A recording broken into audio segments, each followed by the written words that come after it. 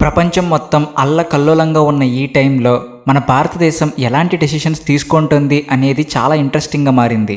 ఇప్పుడు మే నెల బ్రిక్స్ కోసం భారత ప్రభుత్వం ఎవరెవరికి ఇన్విటేషన్లు పంపుతుంది, భారత్లో ఉన్న ఇరాన్ ఎంబసీ వాళ్ళు డొనేషన్స్ విషయంలో ఎలాంటి డెసిషన్ తీసుకున్నారు, వీటన్నిటికన్నా హైలైట్ ఏంటి అంటే మన భారతదేశం గురించి జపాన్ వాళ్ళు ఒక స్పెషల్ డివిజన్ ఎందుకు స్టార్ట్ చేశారు, మెయిన్ స్ట్రీమ్ న్యూస్ ఛానల్స్ కూడా డీప్గా కవర్ చేయని ఎన్నో ఇలాంటి ఇంట్రెస్టింగ్ అప్డేట్స్ అన్నీ ఇప్పుడు మనం డీటెయిల్గా మాట్లాడుకుందాం. అంతకంటే ముందు మీరు మా ఛానల్ సబ్స్క్రైబ్ చేసుకోకపోతే వెంటనే సబ్స్క్రైబ్ చేసుకుని కామెంట్ సెక్షన్లో జై హింద్ అని రాయండి. ముందుగా మన భారత్ ప్రెసిడెన్సీలో ఉన్న బ్రిక్స్ సంస్థ గురించి మాట్లాడుకోవాలి. వారం వారం గ్లోబల్ ఎకానమీలో వస్తున్న మార్పుల వల్ల ఈ బ్రిక్స్ సంస్థకి డిమాండ్ విపరీతంగా పెరిగిపోతుంది. వచ్చే నెల అంటే మే 14-15 తేదీల్లో బ్రిక్స్ ఫారిన్ మినిస్టర్స్ మీటింగ్ జరగబోతుంది. దీనికోసం భారత ప్రభుత్వం మిగతా దేశాల మంత్రులకు ఇన్విటేషన్లు పంపడం కూడా స్టార్ట్ చేసేసింది. టైం చూస్తే కేవలం ఒక 40-45 రోజులు మాత్రమే ఉంది. రీసెంట్గా బ్రిక్స్ ఎక్స్పాన్షన్ జరిగినప్పుడు ఇరాన్కి కూడా అందులో మెంబర్షిప్ ఇచ్చారు. అందుకే ఈ మీటింగ్కి ఇరాన్కి కూడా మన భారత్ అఫీషియల్గా ఆహ్వానం పంపింది. అంతేకాదు ఇరాన్ ఫారిన్ మినిస్టర్ అబ్బాస్ సరక్ కూడా వచ్చే నెలలో మన భారత్ టూర్కి వస్తున్నారు. సో ఈ మీటింగ్కి ఇంటర్నేషనల్ లెవెల్లో చాలా పెద్ద కవరేజ్ రాబోతుంది. ఈ మీటింగ్లో తీసుకునే డెసిషన్స్ గ్లోబల్ పాలిటిక్స్ మీద, ముఖ్యంగా డాలర్ డామినేషన్ని తగ్గించే విషయంలో చాలా పెద్ద ఇంపాక్ట్ చూపించే ఛాన్స్ ఉంది. ఇక నెక్స్ట్ అప్డేట్ చూస్తే భారత్ ఇరాన్కి సంబంధించింది. రీసెంట్గా జరిగిన ఇన్సిడెంట్స్ వల్ల మన దగ్గర చాలా సిటీల్లో ఇరాన్ కోసం పబ్లిక్ నుంచి డొనేషన్స్ కలెక్ట్ చేశారు. అది క్యాష్ అవ్వచ్చు, గోల్డ్ అవ్వచ్చు, లేదా చెక్కుల రూపంలో అవ్వచ్చు. ఆ ఫండ్స్ అన్నీ డైరెక్ట్గా ఇరాన్కి పంపాలన్న ప్లాన్ని ఇరాన్ ఎంబసీ క్యాన్సిల్ చేసుకుంది. దానికి మెయిన్ రీజన్ ఏంటి అంటే ఇలా ఒక దేశం నుంచి ఇంకో దేశానికి డొనేషన్స్ పంపడానికి కరెక్ట్ అయిన ఇంటర్నేషనల్ లాస్ కానీ ట్రాన్స్పరెంట్ అయిన డిప్లొమాటిక్ సిస్టమ్ కానీ లేవు. పైగా ఇదంతా చాలా పెద్ద లీగల్ ప్రాసెస్. అందుకే ఇరాన్ వాళ్ళు ఆ క్యాష్ని డైరెక్ట్గా తీసుకోకూడదు అని డిసైడ్ అయ్యారు. ఇంకో మెయిన్ పాయింట్ ఏంటి అంటే అమెరికా వాళ్ళు ఇరాన్ పైన చాలా సీరియస్ శాంక్షన్స్ పెట్టారు. ఆ శాంక్షన్స్ వల్ల గత 7 ఏళ్లుగా భారత్ ఇరాన్ మధ్యన ఇంటర్నేషనల్ బ్యాంకింగ్ సిస్టమ్ అయిన స్విఫ్ట్ పేమెంట్ నెట్వర్క్ మొత్తం బ్లాక్ అయిపోయింది. దీనివల్ల మన దగ్గర నుంచి ఇరాన్కి నేరుగా ఏ కరెన్సీలో అమౌంట్ ట్రాన్స్ఫర్ చేయాలన్నా ఆల్మోస్ట్ ఇంపాసిబుల్. దీన్ని సాల్వ్ చేయడానికి వాళ్ళు ఒక మాస్టర్ ప్లాన్ వేశారు. డొనేషన్స్ ద్వారా వచ్చిన అమౌంట్ అంతా అక్కడ మన లోకల్ బ్యాంక్ అకౌంట్స్లోనే డిపాజిట్ చేస్తారు.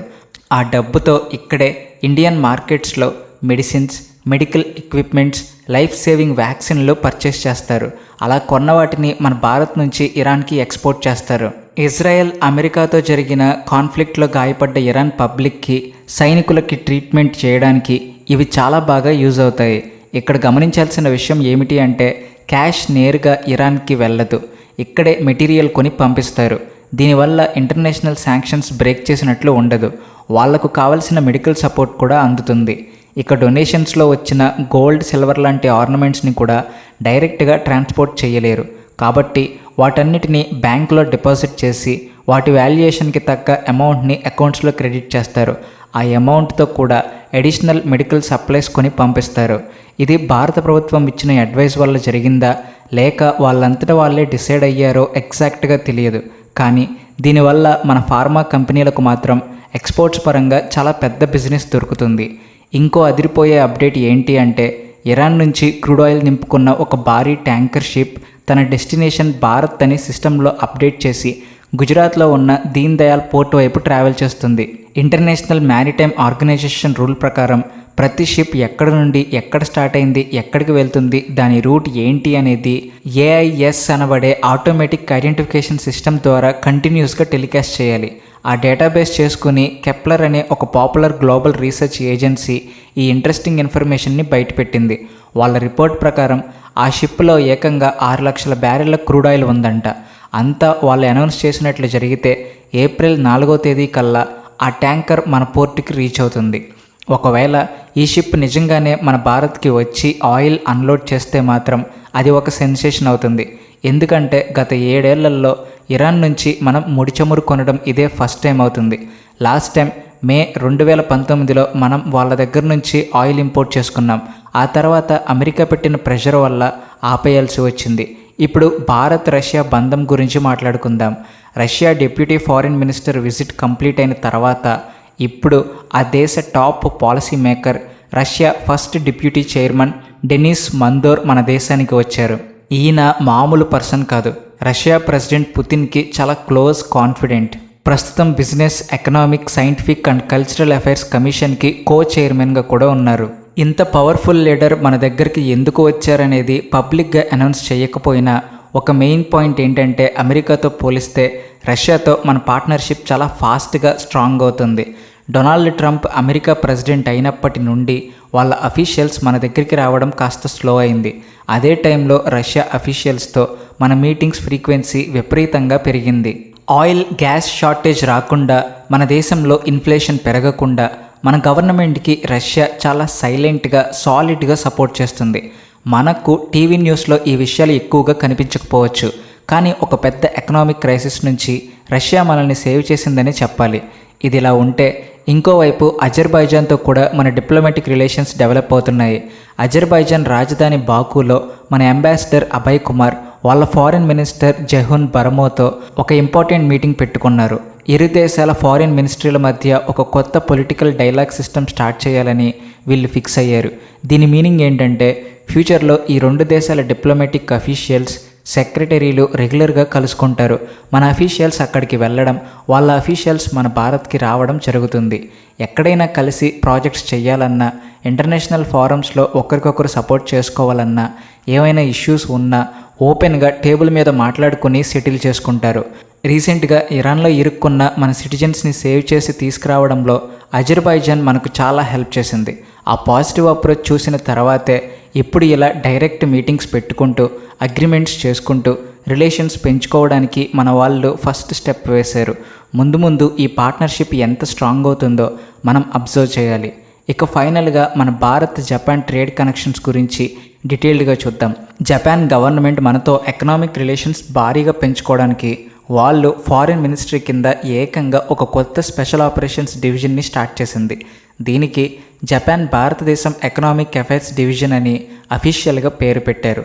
దీని ఆఫీస్లో మన భారత్లో ఉన్న జపాన్ ఎంబసీలో, అలాగే వాళ్ళ ఫారిన్ మినిస్ట్రీ హెడ్ క్వార్టర్స్లో కంటిన్యూస్గా ఆపరేట్ అవుతాయి. అసలు సడన్గా ఇలాంటి ఒక స్పెషల్ ఆఫీస్ ఎందుకు స్టార్ట్ చేశారో తెలుసా? దానికి చాలా సీరియస్ రీజన్స్ ఉన్నాయి. జపాన్ కంపెనీలన్నీ వరల్డ్లో వేరే దేశాల్లో ఇన్వెస్ట్ చేసినంత స్పీడ్గా మన భారతదేశంలో ఇన్వెస్ట్ చేయడం లేదు. మన భారత్లో ప్రజెంట్ ఆపరేట్ అవుతున్నవి కేవలం 1430 జపాన్ కంపెనీలు మాత్రమే. 2018 నుంచి మీరు అబ్జర్వ్ చేస్తే ఈ కౌంట్ అస్సలు పెద్దగా పెరగలేదు. అదే సింగపూర్ లాంటి చాలా చిన్న దేశంలో 4500 జపాన్ కంపెనీలు సక్సెస్ఫుల్గా రన్ అవుతున్నాయి. థాయిలాండ్లో ఏకంగా 6000 కంపెనీలు బిజినెస్ చేస్తున్నాయి.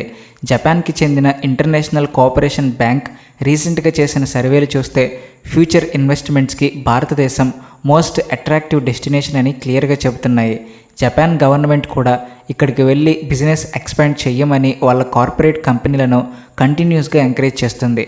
అయినా సరే వాళ్ళు ఇక్కడికి రావడానికి ఇంట్రెస్ట్ చూపించట్లేదు. దీంట్లో నిజం చెప్పాలంటే జపాన్ గవర్నమెంట్ తప్పేమీ లేదు. మన అడ్మినిస్ట్రేటివ్ సిస్టంలో ఉన్న ప్రాబ్లమ్స్ వాళ్ళని భయపెడుతున్నాయి. మన దగ్గర ఇన్వెస్ట్ చేయాలంటే ఒక్కో స్టేట్లో ఒక్కో డిఫరెంట్ రూల్ ఉంటుంది. ఆన్ ది గ్రౌండ్ పాలసీల్లో క్లారిటీ ఉండదు. ఒకటే కంపెనీ ఒక్కో స్టేట్లో ఒక్కో ఫార్మాట్ ఫాలో అవ్వాలి. ఏవైనా లీగల్ ఇష్యూస్ వస్తే మన కోర్టుల్లో సివిల్ కేసులు చాలా స్లోగా నడుస్తాయి. జడ్జిమెంట్స్ రావడానికి ఏళ్ళు పడుతుంది.